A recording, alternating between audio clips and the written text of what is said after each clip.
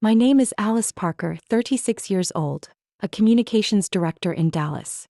I will never forget the moment I walked into the family party, where everyone was clapping to welcome a special guest.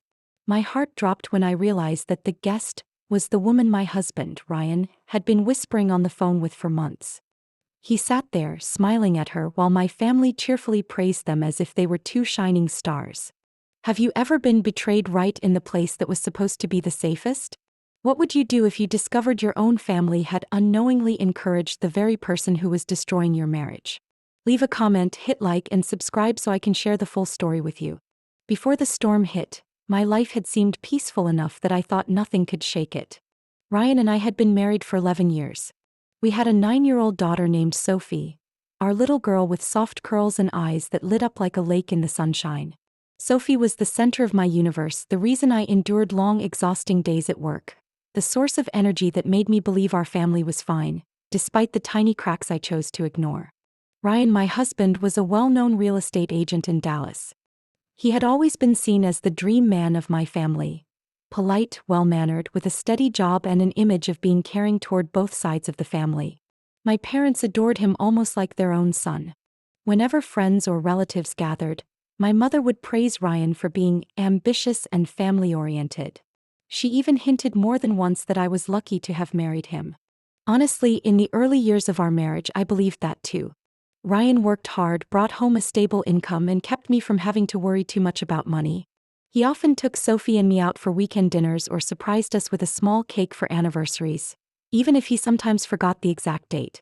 I never demanded perfection. To me, a warm home was enough. And I had gotten used to Ryan's little habits, like leaving empty beer cans scattered across the living room, or socks tossed on the sofa instead of in the laundry basket. I used to nag him, "Ryan, we don't have a maid here. If you finish a drink, throw it away." He'd laugh, raising both hands as if surrendering. "Sorry. I'll clean it tomorrow." And of course, tomorrow became the day after, then the weekend. I'd shake my head while picking up the cans, a little annoyed but telling myself, if this is the worst thing about him, what do I really have to complain about? Most evenings after dinner, Ryan would sit with Sophie, helping her with math homework or building block towers. Hearing them laugh in the living room, I often thought I was lucky. A part of me, truthfully, even felt grateful that Ryan had won my family's admiration so completely. My father often said, "Alice, you chose the right man. Ryan is a solid rock you can count on." Every time I heard that, I'd smile, half believing, half convincing myself he was right. Yet my family's favoritism sometimes made me feel small in my own marriage. Whenever I tried to share about disagreements between us, my mother would wave it off.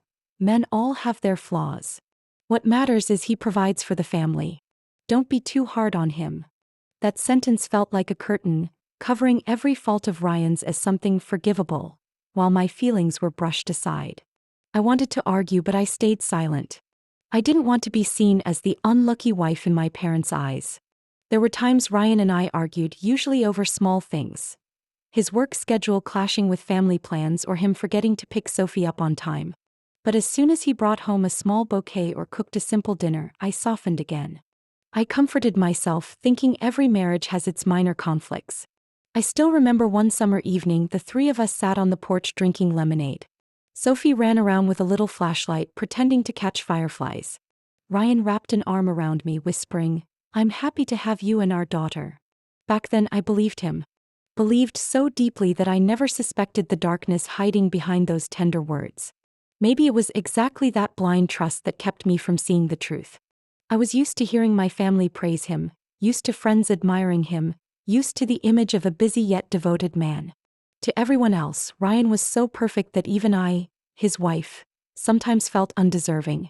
But life has a cruel sense of irony. Cracks often appear just when you think your house is strongest. I once thought if my marriage ever failed, it would be because of small things like beer cans or tossed socks. I had no idea that what threatened my family was far greater, far more cunning. For 11 years, I had painted myself a picture of an almost perfect family. A husband respected by everyone, a sweet daughter, a sunlit home on weekends. But that picture, I didn't realize, could fall apart if even one piece was swapped out. If someone had asked me then, I would have said, "My family is fine. We have small issues, but who doesn't?" I truly believed that. Because, like so many women, I wanted to believe in the good. I wanted to believe I had chosen the right man, that a decade of building wasn't an illusion. Then I began noticing changes in Ryan that were no longer harmless quirks I could overlook. He suddenly cared about his appearance in an unusual way. The man who had worn khakis as formal for over a decade now bought designer shirts, tailored trousers, and luxury leather belts. In the mornings while I made breakfast for Sophie, Ryan stood before the mirror for long minutes, adjusting ties and spraying a cologne I'd never seen in our house before. The unfamiliar scent filled the bedroom, rich, foreign, making me feel as though another man was living under my roof. One day I teased him, "How many new things did you buy? You look like you're getting ready for a magazine cover." Ryan laughed, his tone a little forced. "In real estate, image is everything. I want clients to see me as more professional." I nodded, but unease lingered. This was the same man who once walked confidently in scuffed shoes. Now he needed expensive clothes to feel professional? The reason sounded logical but not true. His absences from home grew more frequent. Before, no matter how busy, Ryan always tried to make it home for dinner at least a few nights a week. Now, house showings on weekends and networking dinners at night suddenly filled his calendar.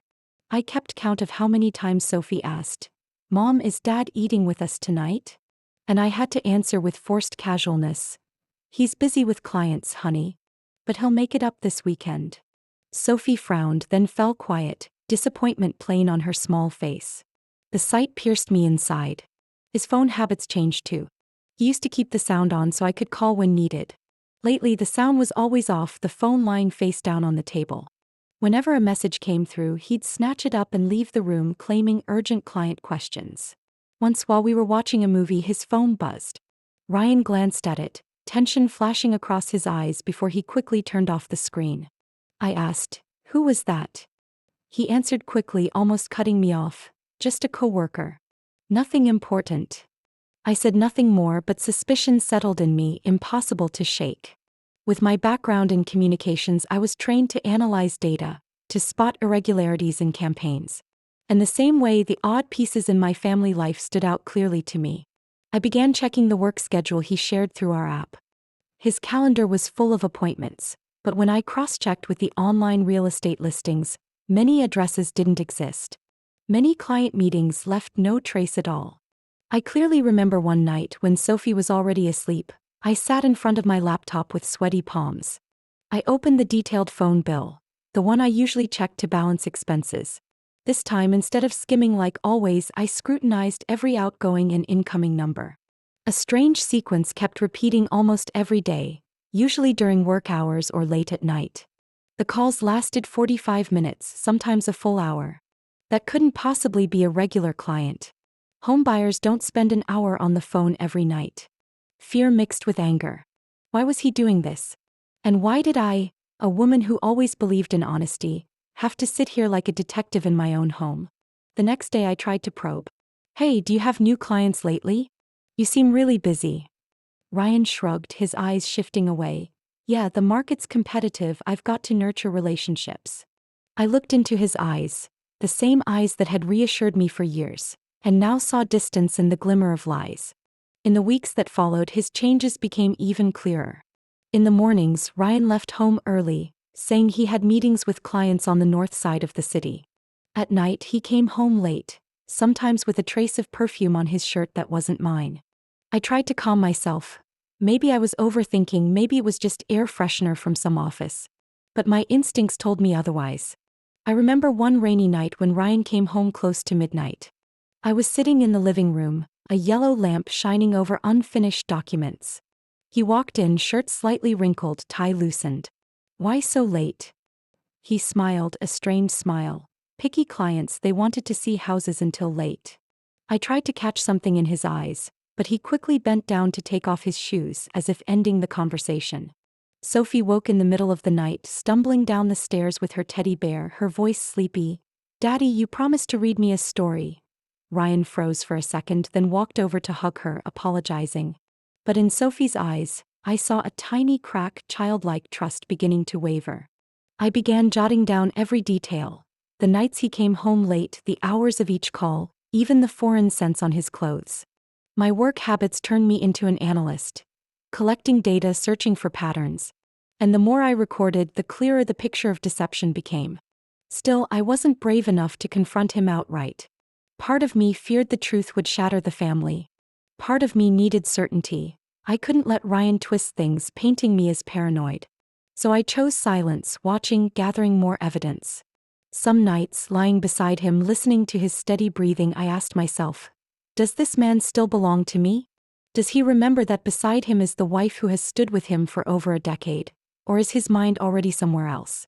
That shift, from scattered beer cans to luxury clothes, from familiar glances to secretive eyes, told me one thing with certainty. My marriage was standing on the edge of a storm. I had grown used to Ryan carrying that shadow into every action, but it wasn't until one night alone in my office, staring at the glowing laptop screen, that the truth began to surface. That month's phone bill was unusually long.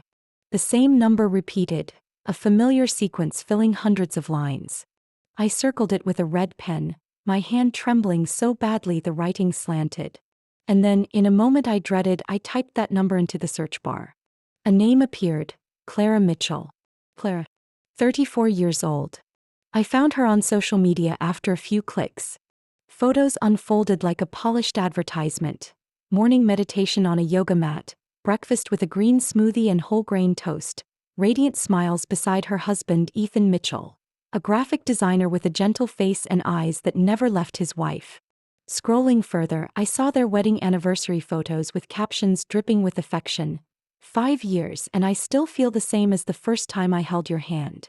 In several photos, a little boy, clearly their son, beamed between them, clutching both parents' hands as if their family was unbreakable. I couldn't breathe. This woman hadn't only entered my life through secret calls, she had built herself a perfect facade. Devoted wife, professional, successful. I collapsed into my chair, head spinning. Images of Ryan's late-night smiles merged with Clara's bright face on the screen. So those client meetings he used as excuses were actually with a woman cloaked in the costume of perfect happiness, deceiving everyone. With my media skills, I knew how to dig deeper. I checked the location history on Ryan's phone, something he never thought I'd touch. Green dots appeared consistently, matching the times from the phone bill. Restaurants downtown, small cafes in the suburbs, and most damning of all, several stops in a northern neighborhood, the same address listed for Clara on Google. The sense of betrayal surged, painful, nauseating. I clutched my head asking, why me? After 11 years, after all the promises, why would he choose to betray me in the cruelest way? But the real shock hadn't even come yet. A week later, my family hosted a charity gala, an annual event my mother organized to raise community funds. I helped prepare the guest list, but didn't have time to review every detail. On the night of the event, when the MC announced, "Please welcome talented interior designer Clara Mitchell, who will be partnering with us on the community center renovation project," my wine glass nearly slipped from my hand. Clara walked into the hall in a navy blue dress, golden hair cascading over her shoulders. She smiled broadly, waving to the crowd like a star. People around me gasped, praising a stylish, accomplished woman. My mother leaned toward me, whispering with excitement, "Alice, look at Clara.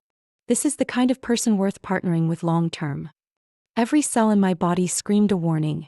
The woman from Ryan's phone, the one he met behind my back, was now standing in the spotlight, celebrated by my own family. I forced a stiff smile, trying to hide the trembling in my hands. Ryan, of course, was also at the event. He wore a gray suit, his face unusually bright. I caught the fleeting glance he gave Clara. Just a second, but enough to see the strange light in his eyes, joy, unease he couldn't disguise. My heart pounded, my fingers gripping the glass tight. I heard my father speaking to Ryan, his voice enthusiastic. "Clara is truly talented. If you can connect with her, your business could benefit a lot." Ryan nodded, his smile stiff, his expression betraying discomfort. I saw it, though no one else did. All evening I felt like an outsider in my own family. They talked about Clara, praised her style, discussed upcoming projects, while I felt pushed to the margins. Sophie tugged at my hand. "Mom, Miss Clara is so pretty. I want to learn to draw like her." I bent down and smiled at my daughter, but inside something clenched tight. My innocent child was already beginning to admire the very woman I knew was tearing our home apart. The scene was both bitter and ironic.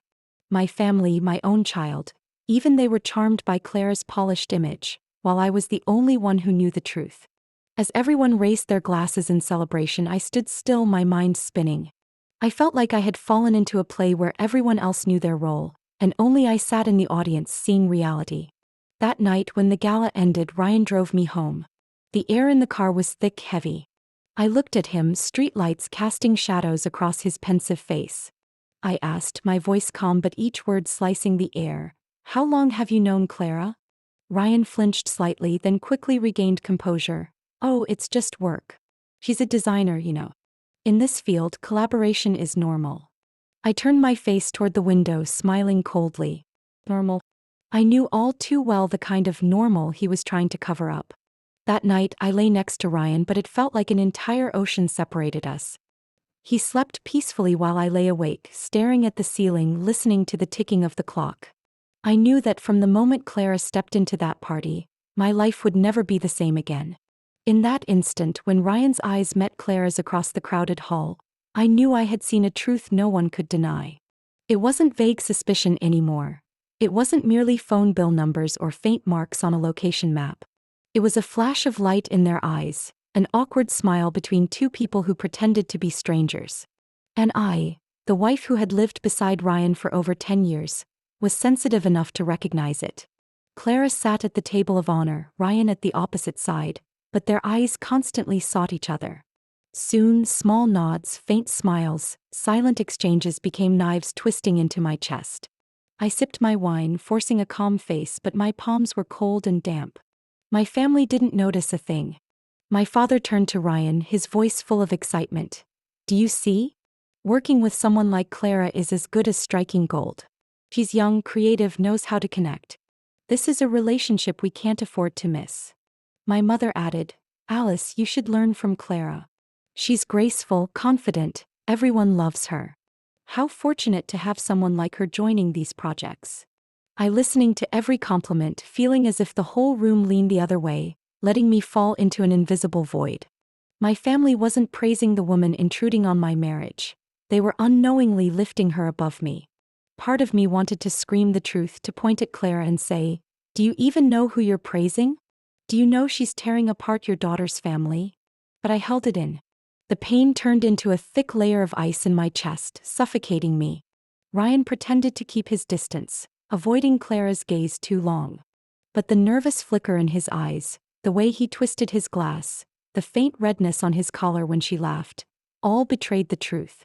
While my father and several older guests talked enthusiastically, Clara turned to me, offering a polite smile. Her eyes sparkled, but beneath them I saw a cold veil, the look of someone who knew she held control.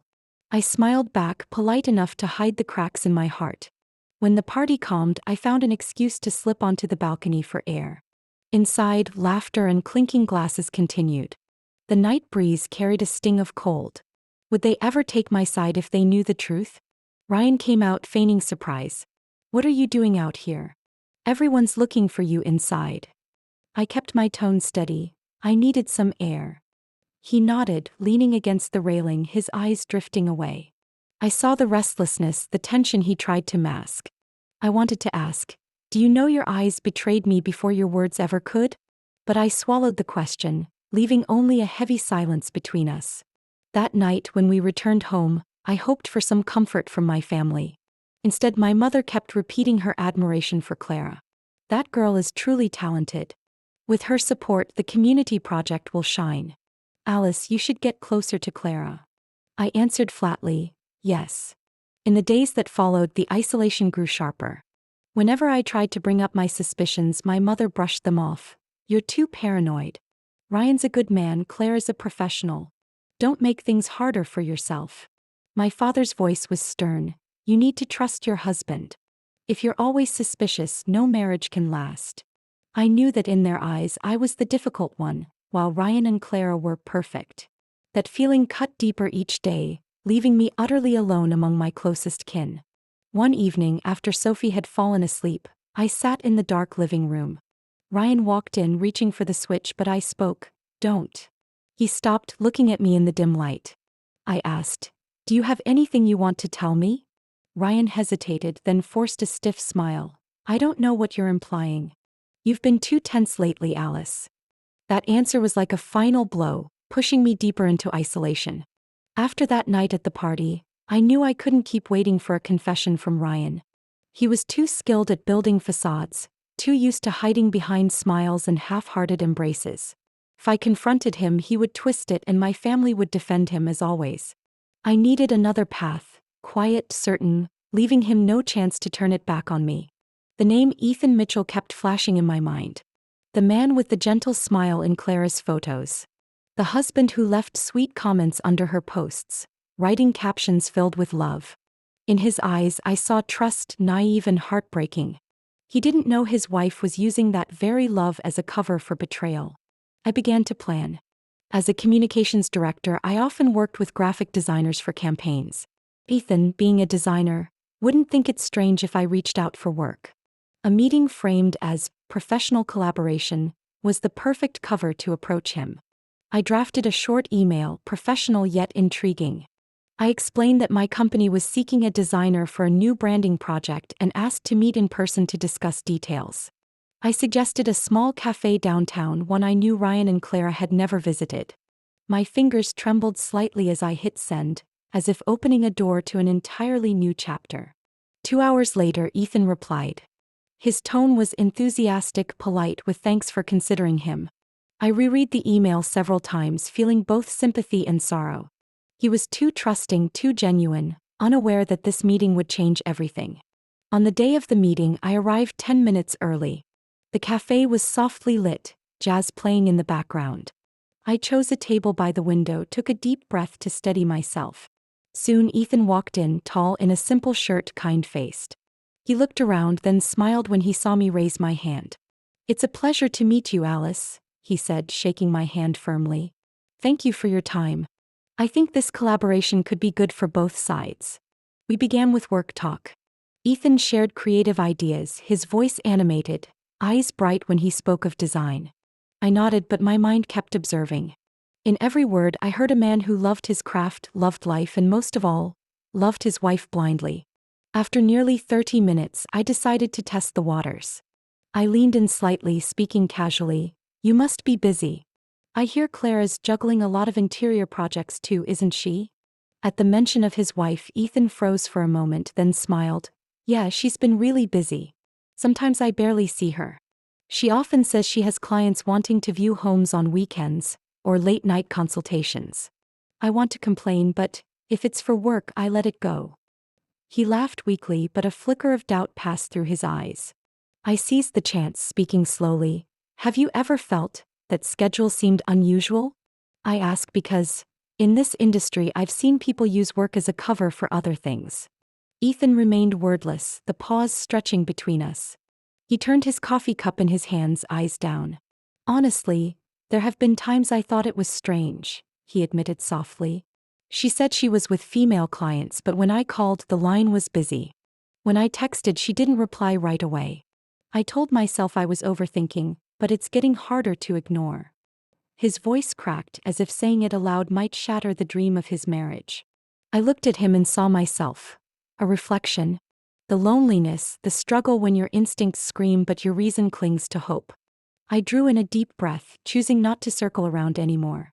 "Ethan, I think we both need the truth. And the truth is often painful, but it sets us free. Do you know something?"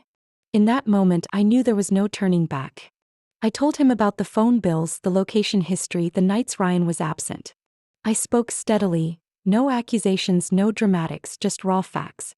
His hands clenched, then leaned back in his chair, eyes hollow. "God," he whispered. "I don't want to believe it, but everything matches too perfectly." The sound of a spoon clinking against porcelain from the next table echoed unnervingly clear. Then Ethan sighed, turning to me. "What do we do now?" This was the moment I had been waiting for. I couldn't fight alone, but with Ethan we wouldn't be silent victims of betrayal anymore. Together we could reflect the truth, forcing Ryan and Clara to see their own faces in the mirror. In public, in front of the very people they had tried to deceive. I whispered, almost naming it to myself. "Operation Mirror.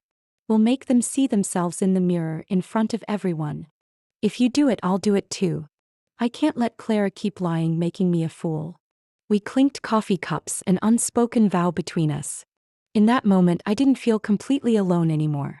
I had an ally, someone who hurt as I did and who chose with me to turn that pain into strength. The day of the fateful dinner drew near, and Ethan and I planned every detail carefully. Everything had to appear natural, a coincidence, so Ryan and Clara would suspect nothing. I invited Ryan to a networking dinner, hosted by my company for media partners. He agreed immediately, his face even a little eager. He always enjoyed occasions to wear his new suits, confident in the role of a successful man. Ethan had no trouble inviting Clara either. He told his wife that a new client wanted to discuss an office redesign and needed her input. Clara agreed, smiling confidently. Neither of them knew they were walking straight into the mirror we had set up. The restaurant was a luxurious spot in downtown Dallas, golden lights shimmering on crystal glasses. I chose a simple but sharp black dress, enough to steady myself in the game where I held the reins. Ethan was already seated at a round table by the window, his face calm though his eyes betrayed tension. Ryan arrived first, carrying the cologne scent I knew too well. He smiled, placing his hand on my back as if we were the perfect couple. You really surprised me. This place is amazing. I nodded, lips pressed into a thin smile. Moments later, Clara appeared. A pearl-colored silk dress hugged her frame, blonde hair cascading loosely. She entered as if the entire room had been staged for her. Spotting Ethan, she froze slightly, then quickly regained composure. I didn't think you'd be here, Clara said, her smile stiff. I'm the one who invited you, Ethan replied evenly.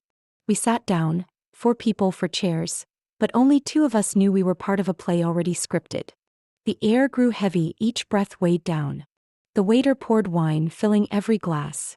I lifted mine, speaking lightly. I think tonight is a good chance for us to share what's still unclear. Ryan chuckled, thinking it was the start of a business discussion. Exactly. Networking. You always know how to connect people. But I didn't answer. I looked straight into his eyes. Ryan faltered, his gaze sliding away. Clara shifted uncomfortably, twisting her napkin. Ethan's voice cut through the heavy pause. He set his phone on the table, pressing play on a recording. Clara's voice rang out, familiar, warped by the solemn atmosphere. Being with you makes me feel young again. I can't stand coming home to play the perfect wife. With you I feel truly alive. The words slashed through the room like a blade. Clara's face drained of color as she lunged forward. Ethan, where did you get that? You were spying on me. I didn't have to, Ethan said bitterly. You left the trail yourself. Ryan panicked, rushing in. There must be a mistake. Clara, maybe this was a client. I cut him off, pulling printed papers from my purse. Copies of messages. I spread them on the table, letting the light fall across familiar lines. Ryan's text, Thursday 12:30, same place. Don't forget that dress you mentioned. Ryan's face turned crimson, his mouth opening without words. Clara turned away, her hands trembling. The restaurant went silent. Diners at nearby tables stopped eating, eyes fixed on us. You call this networking? Or is it a different kind of connection I never knew about? Ethan turned to his wife, his voice cracking. Clara, can you look me in the eye and say this isn't true? Clara stammered, then dropped her head. I didn't mean to. It all got out of hand. Ethan let out a laugh, the most bitter laugh I had ever heard. Out of hand? 6 weeks, same time, same place? That's what you call out of hand. I didn't take my eyes off Ryan. He struggled to sound calm. Alice, you have to understand. This means nothing. It was only temporary. Temporary. I cut in, my hand shaking with fury. 11 years of marriage, a 9-year-old daughter, and you call repeated betrayal temporary? Some waiters hovered, unsure whether to intervene. Clara lowered her head. I'm sorry. Don't apologize to me. Apologize to your husband, the man who loved you blindly. Ethan sat frozen, his eyes red. I saw in him the same pain I had once felt. Ryan reached for me. Alice, let's go home and talk privately. Don't do this here. I pushed his hand away, my voice sharp. You chose public places for your meetings. So I chose a public place to end it. Scattered applause rose from a distant table. Not encouragement but the final clapping at the end of a play. I watching the two across from me flounder in the swamp of lies they had created. Ryan drew a deep breath, his eyes darting. He forced a faint smile, his voice trembling yet desperate. Alice, you know, everything you've seen is a misunderstanding. Claire and I, there's nothing. This is only work misinterpreted. The words spilled clumsily, weak as rags trying to patch a bleeding wound. Clara sat beside him, tears streaming, her hand covering her face. Ethan, I'm sorry. Please believe me. It's not what you think. I made a mistake. Ethan gave a dry, hollow laugh that echoed in the still room. His fingers tapped the table, each beat heavy with rage. Not what I think. Clara, 6 weeks, same time, same place, and now texts and recordings laid bare. Do you expect me to believe it's all in my imagination? Clara broke down, sobbing. I didn't want it to go this far. Ethan's voice cut like iron, every word landing hard. Didn't want it to go far? You pushed it far the moment you betrayed me. You turned our marriage into a joke. The restaurant was hushed, every diner watching. I heard cutlery pause, whispers rise and then fade. Everyone knew they were witnessing a family unravel in real time. I turned to Ryan. His eyes were bloodshot, sweat beading on his forehead. Do you have anything left to say to me? He reached out, pleading, Alice, please. We have a child, we have 11 years of marriage. I was wrong, but I never meant to hurt you. The words from my heart broke free. You didn't betray me, Ryan. You made me a fool in front of my family. You let them celebrate a woman who stole another woman's husband, while I was pushed aside like I was invisible. Ryan remained motionless, shame distorting his face. Clara sobbed, turning to Ethan, reaching for her husband's arm. Ethan, please, give me another chance. I still love you. Ethan yanked his arm away, his eyes ice cold. Love me? You call this love? You left me at home waiting while you sneaked out with another woman's husband, and you turned me into a fool in front of everyone. Clara broke down in tears, but no one reached out to pull her up anymore. I could feel every gaze in the restaurant fixed on me. Strangely, I didn't feel shame. Instead, there was a suffocating relief. Finally, the truth had been spoken, undeniable. The crowd murmured, some eyes sympathetic, others curious, but all had become unwilling witnesses. An older man at a nearby table shook his head, whispering loud enough for me to hear, a pity. But sometimes the truth needs to be seen. I stood, gripping my purse tightly. Ryan tried to reach for me, but I stopped him with a sharp glare. Ethan also rose, his shoulders trembling as he held back his emotions. He turned to Clara, his voice firm. From today on, I'm no longer the man blinded by you. It's over. I turned my back, walking slowly past the long row of tables. I had spoken. I had let everyone see the truth. And that was what kept me steady. Behind me, the restaurant remained silent, except for the ragged breathing of 2 unmasked betrayers. Ryan packed up and left the house. No long explanations. He knew too well that with the evidence Ethan and I had laid out, there was no room for excuses. The divorce went through faster than I ever imagined. My lawyer barely had to lift a finger. Everything was already clear. Texts, recordings, location history, even Ryan's clumsy admissions at the restaurant that night. It took the judge only minutes to decide. I kept the house, custody of Sophie was mine, and Ryan would pay monthly support. The day he left, Sophie sat on the steps, hugging her teddy bear. She looked up at me with wide, innocent eyes. Mom, Daddy isn't going to be here anymore? I pulled her close, my voice trembling but firm. Daddy will live somewhere else, but Mommy will always be here with you. And we're going to be okay, Sophie. She stayed quiet, holding me tighter. In that moment, I knew the luxury of weakness was gone for me.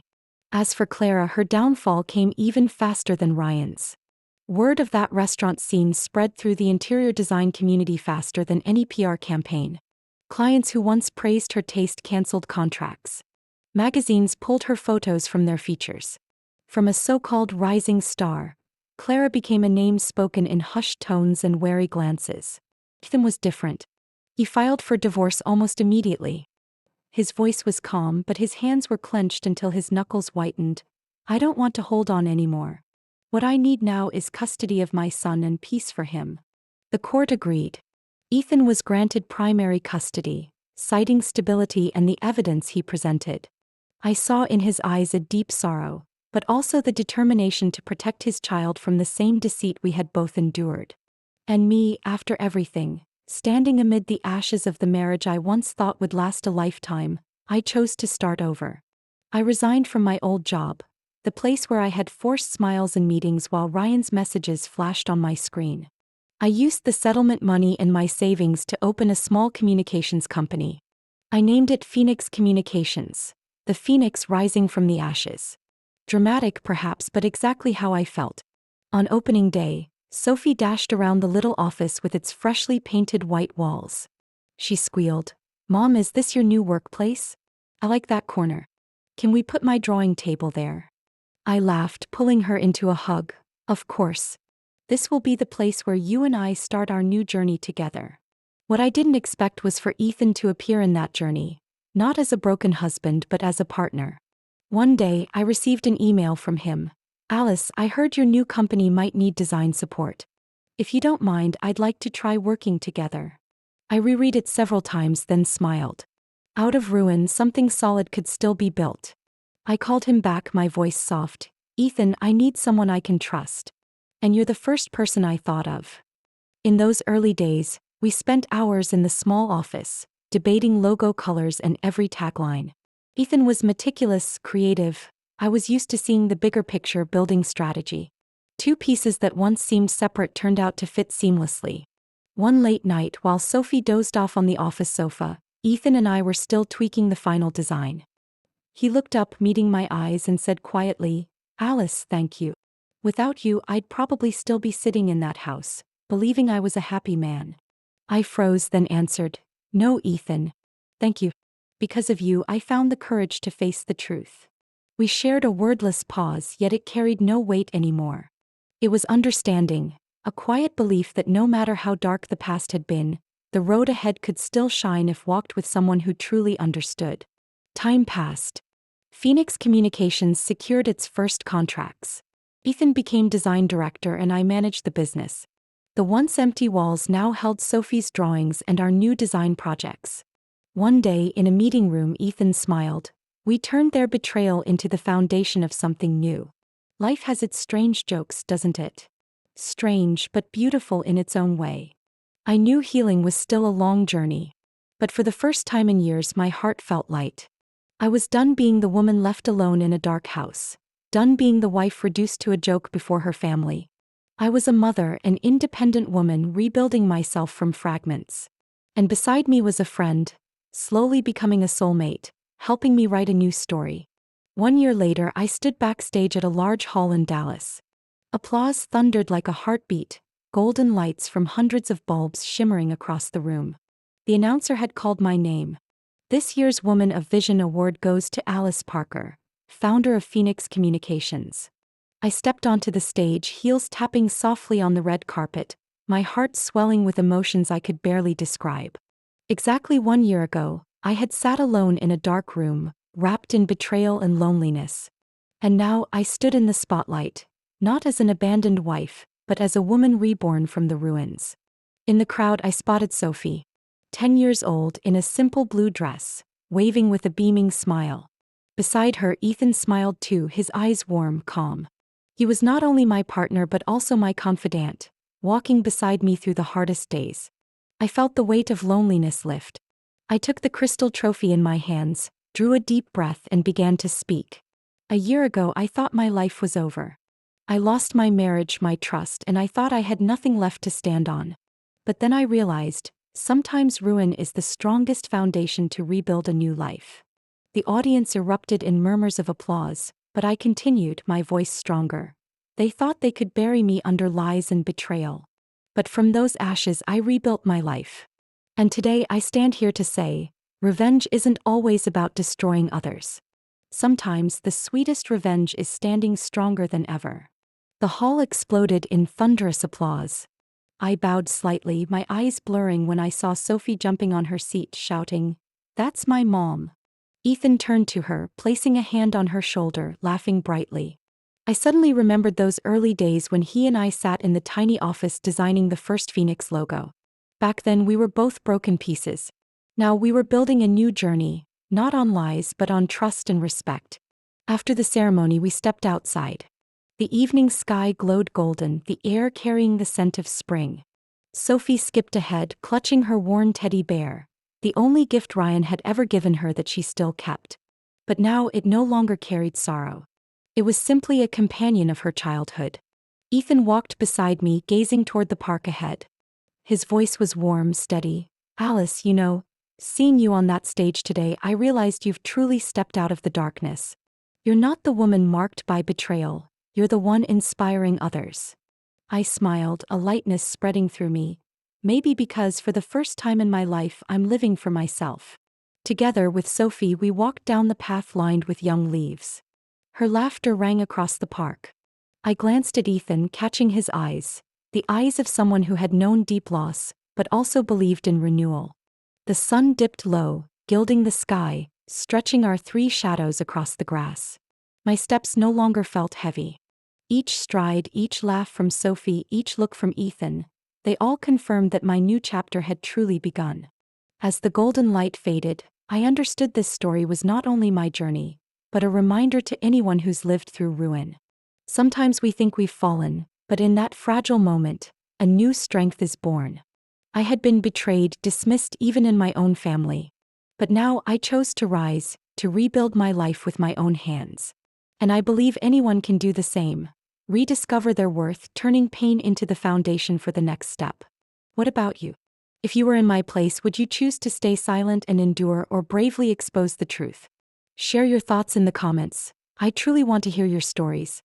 Don't forget to like, subscribe, and turn on notifications so you won't miss the next stories about family, love, and resilience. There are many journeys I want to share, so together we can find strength, even in our weakest moments.